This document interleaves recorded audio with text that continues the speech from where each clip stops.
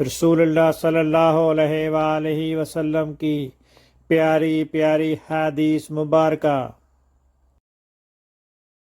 Make sure you like and subscribe to my channel for more hadiths.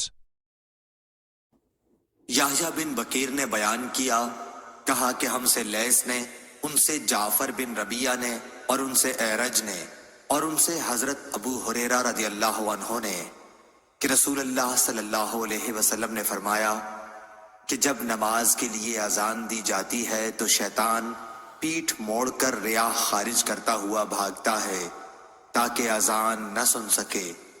جب مؤذن چپ ہو جاتا ہے تو مردود پھر آ جاتا ہے، اور جب جماعت کھڑی ہونے لگتی ہے اور تکبیر کہی جاتی ہے تو پھر بھاگ جاتا ہے، لیکن جب مؤذن چپ ہو جاتا ہے تو پھر آ جاتا ہے، اور آدمی کے دل میں برابر وساوس پیدا کرتا رہتا ہے، کہتا ہے کہ فلاں فلاں بات یاد کر۔